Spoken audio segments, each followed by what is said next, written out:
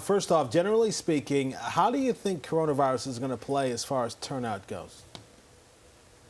I mean, I think that a lot of folks have done the mail-in ballots. I think that there are obviously people that are showing up in person, and I think that the polling places are taking into consideration the safety measures that need to be in place: social distancing, the wearing of masks inside of the polling places, wiping down of the areas where people are casting their votes. So things are very different, but I hope that in New York, people took advantage of being able to mail in their ballots. All right, Danielle, let's talk about the grassroots candidates. We've got Jamal Bowman in the 16th district and Mondaire Jones in the 17th district. What are their chances?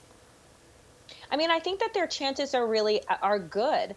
You are seeing this surge of progressivism in New York. And really, we have Alexandria Ocasio-Cortez and the success that she had last time around, inspiring other folks to get out there. And so I think that we are in a place of great transition across this country politically, but definitely here in New York, where people want progressivism, they want change. And I think we have a lot of names that represent that on the ballots. All right, so you just mentioned AOC. In the 14th district, you have that former grassroots candidate now being the incumbent.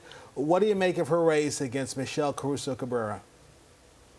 I mean, I think that this is a good opportunity for Alexandria Ocasio-Cortez to be able to show her staying power, right? This is the first contest that she's going to be up against as an incumbent. And I think that she has shown us on the world stage, on the country stage, that she is about her business and can handle a lot that is being thrown at her. And I think right now she also really has to do that retail politics, those, knocking on doors and really paying attention to her constituents. And I think that she'll be in good shape coming out of this.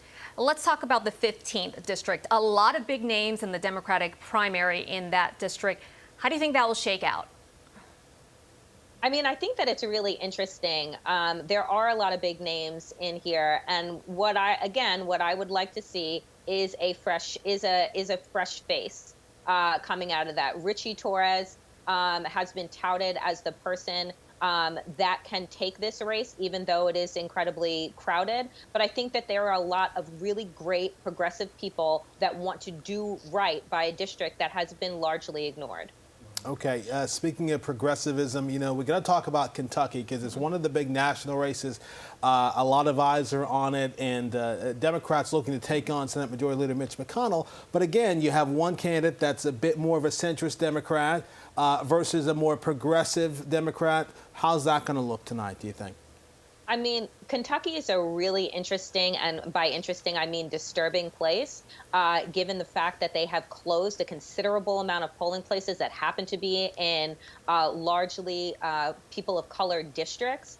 Mitch McConnell is playing dirty, as Republicans have been known to do, as it pertains to voter suppression. So I think that this is going to be about the number of people staying out there and the stamina that they have to stand in line for hours on end. All right, Danielle, thank you so much for the insights. I'm sure we'll be chatting with you soon after we get some of these results, when we get them, because I know a lot of votes are still in the mail right now. So thank you. Thank you.